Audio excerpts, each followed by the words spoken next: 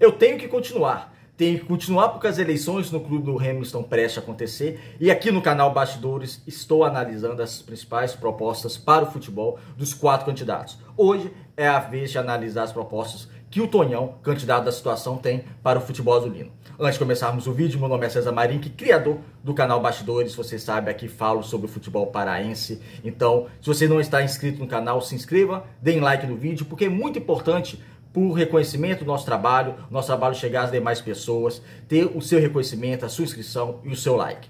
Então, sem mais delongas, vamos para o assunto de hoje do vídeo. Antes, só falar, justificar o cenário e a iluminação também. Estou viajando, estou a trabalho, então é meio um pouco improvisado isso aqui, mas não posso deixar de criar o conteúdo, é um conteúdo que eu queria criar e as eleições estão chegando. Com os 4 candidatos foi o mesmo cenário, foi a mesma iluminação, mas em breve estarei em casa já com um padrão de qualidade um pouco melhor. Então vamos falar um pouco das propostas do Tonhão para o futebol. Por que o futebol? Porque é o carro-chefe, é o que todo mundo quer saber. Não é que as outras não sejam importantes, as outras áreas são importantes, sede náutica, sede social, baenão, sem treinamento, é tudo muito importante, é lógico. Mas de maneira geral, amigos, por enquanto é muito genérico a proposta dos 4 candidatos para isso. Mas genérico eu não falo nem da maneira negativa, porque às vezes no portfólio, no folder, é difícil você explicar detalhadamente o que você pretende. Às vezes a proposta é realmente bem resumida, então não tem como você entrar direto no assunto, tem como você entrar numa entrevista. Aí a entrevista sim é válida para isso. Por falar em entrevista, já fiz a entrevista com o Jader Gardelini, já está disponível aqui no nosso canal. Já acertei também tudo certo para fazer com o Renan Bezerra e com o Marco Pina. O único que ainda não me respondeu para fazer entrevista foi o Tonhão, e sua assessoria viu a mensagem, ainda não respondeu. Eu espero que o candidato da situação também participe da entrevista, porque eu abro muito leque por público fazer pergunta para o entrevistado. Eu faço pergunta direto para ele, pergunta do público, pergunta minha. Então espero também que o Tonhão considere e faça a entrevista, porque se não fizer vai ser o único dos candidatos a não fazer a entrevista aqui no Bastidores, e eu conto com a presença dele. Acho que seria bem importante, bem interessante ele também fazer. Então vamos lá, vamos para as propostas do Tonhão. Tonhão, a chapa Remo Mais Forte, o número 40, né, nas eleições. Me preocupa uma situação. Esse vídeo é um pouco diferente dos outros, dos outros 3, porque me preocupa uma situação. Por quê? O Tonhão, ele é candidato da situação. Você ser candidato da situação é diferente. É diferente de você ser oposição. O Clube do Remo tem 3 oposições, né, 3 chapas que são oposições, e tem a chapa da situação. A chapa da situação, ele tem que ter um cuidado muito maior, que ao meu ver, posso estar extremamente equivocado, mas ao meu ver não está tendo. Principalmente em termos do futebol, que é o que vamos falar aqui. Ele vai herdar uma gestão que qualquer remista, mesmo que goste da gestão Fabentes, achou válida, tal, em várias questões, tem que usar o bom senso que para o futebol foi um desastre, foi muito ruim a gestão Fábio Bentes. Então ele tem que fazer o quê? Um candidato da situação. Olha, eu vou pegar as coisas positivas, mas eu vou bater nas coisas que foram negativas.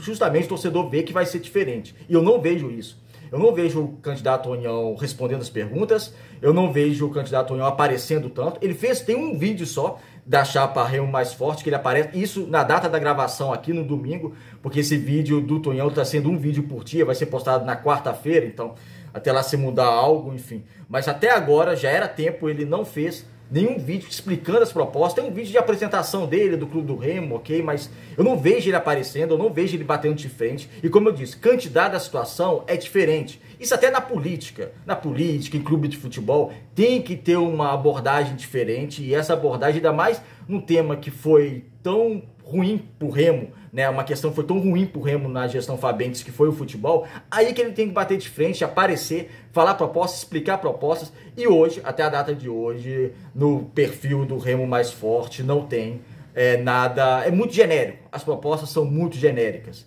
Isso para mim é extremamente preocupante. Por isso que eu convidei ele para uma entrevista, espero que ele aceite. A assessoria já viu, já mandei 3, 4 vezes o convite, enfim, vamos ver se aceita, mas seria muito bom.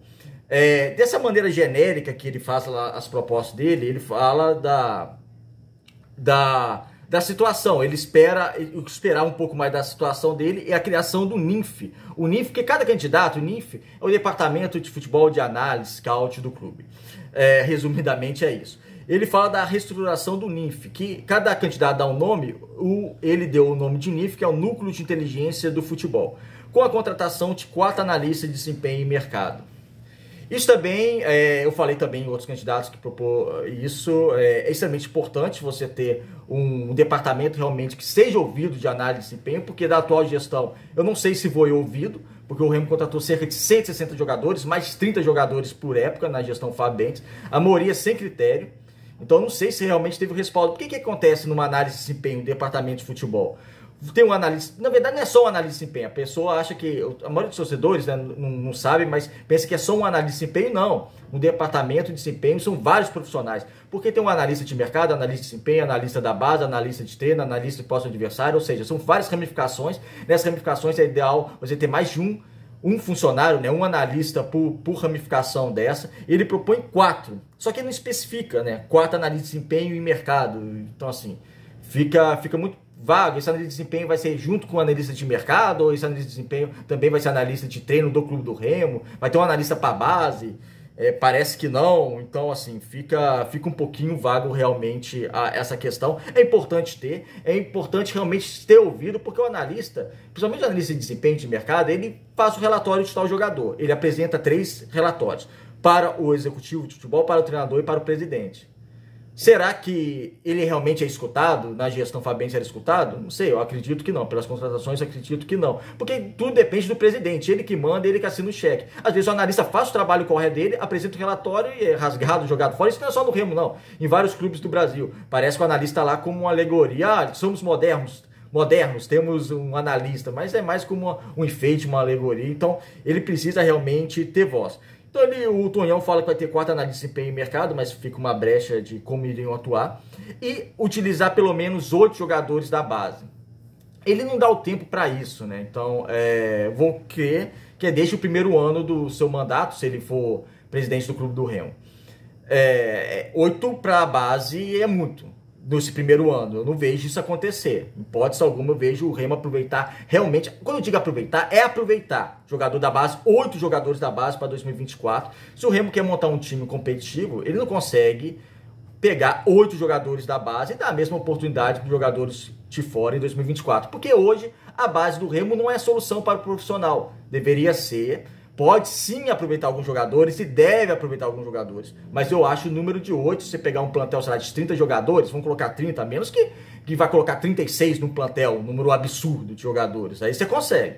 Mas com um plantel de 30, 22 de fora e 8 da base, para montar um time competitivo hoje, eu acho que não dá certo. Então você realmente tem que ir com calma, tem que aproveitar alguns jogadores apenas. Os jogadores têm melhores condições, porque você precisa passar primeiro por uma estruturação na base, investimento da base, dar realmente estrutura concreta, planejamento para o jogador da base evoluir na base e chegar mais preparado no profissional. É isso que acontece, e não o inverso. O que acontece muito é você pegar jogador, no futebol paraense em geral, você pegar jogador da base e colocar num jogo que não vale nada, 30 minutos, estamos dando chance para a base porque ele jogou 30 minutos num jogo do Campeonato Paraense que não valia nada. Isso não é chance. Isso não é chance nem para o clube de aproveitar um jogador e nem do jogador para o jogador também. Então, 8 jogadores logo no primeiro ano, vou colocar no primeiro ano, ele não especificou o tempo, mas creio que seja no primeiro ano, pelo que eu li, é muito. Não sei se isso vai acontecer, só se, como eu disse, colocar um número enorme de jogadores, porque para aproveitar,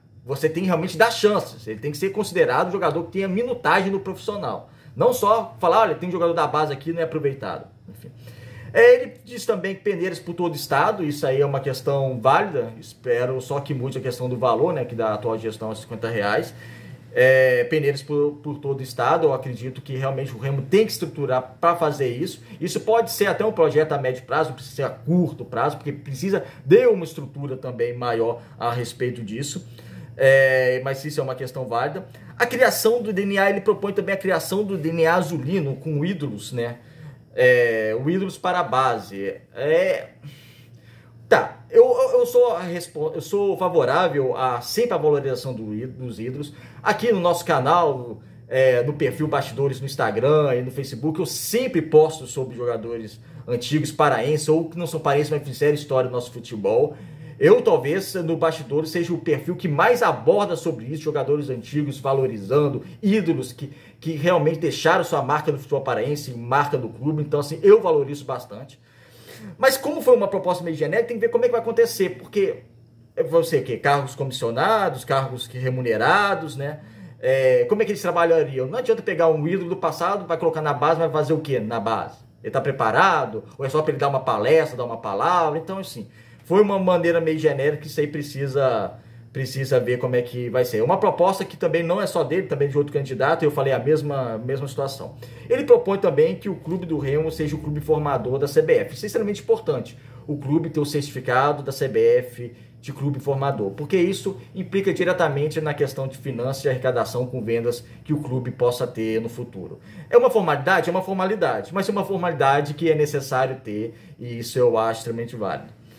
No mais, sobre futebol é isso. Como eu disse, é genérico, eu acho genérico. Como eu disse, para ser um candidato da situação, ele precisava aparecer mais, ao meu ver. Ele precisava pegar mais pesado no futebol, porque eu já sou o candidato, vamos supor, eu sou o candidato da situação. E ninguém ficou satisfeito com o futebol na atual gestão. Então, o que eu vou bater? Vou bater de frente no futebol. Eu vou especificar, fazer vídeos falando de proposta mais detalhadamente, como é que vai funcionar aquilo, como é que vai funcionar isso. Isso, até o momento, eu não vejo ele mostrando. Isso é um sinal que eu tenho um pouco de preocupação. Espero que ele aceite a entrevista, porque na entrevista vai ser uma entrevista que ele vai poder falar à vontade, porque quem fala é o entrevistado, comigo quem fala é o entrevistado, então vai poder falar à vontade. Os 3 candidatos, já vou fazer com os 3 candidatos, só falta ele, então ele aceite, e ele vai poder explicar melhor, né, as suas propostas para o futebol, porque do jeito que está hoje, explicado pelo menos pelas redes sociais, e as redes sociais, é pela rede social, mas é extremamente importante, porque é o elo que liga mais diretamente. Ninguém aqui tem alguém aqui tem um telefone do Tonhão, do assessor dele, não tem. A torcida não tem, né? Então o que acontece? Então é o momento dele aparecer para o torcedor e ganhar a confiança do torcedor. Então espero que ele considere isso o quanto antes e melhore essa questão realmente e faça propostas um pouquinho mais concretas. Talvez até tenha, então que ele mostre essas propostas mais concretas para o futebol, porque da maneira que tá uma maneira um pouquinho genérica. E espero novamente que ele aceite nosso convite para fazer a entrevista, porque eu acho que vai ser extremamente válido. Eu vou tirar minhas dúvidas, a torcida vai tirar as dúvidas dele. Quem sabe a galera não ganha mais confiança com ele em termos de futebol, porque, como eu disse, serve até como conselho, ele siga ou não importa, não sei nem se alguém da chapa dele vai ver esse vídeo, mas que ele bata de frente um pouquinho mais forte nas questões do futebol e das propostas para o futebol. É isso, amigos, acabamos aqui a série, falamos de todas essas propostas, né, das principais propostas, pelo menos, para o futebol, dos 4 candidatos. Espero que vocês tenham gostado, se inscreva aqui no canal e até o próximo vídeo.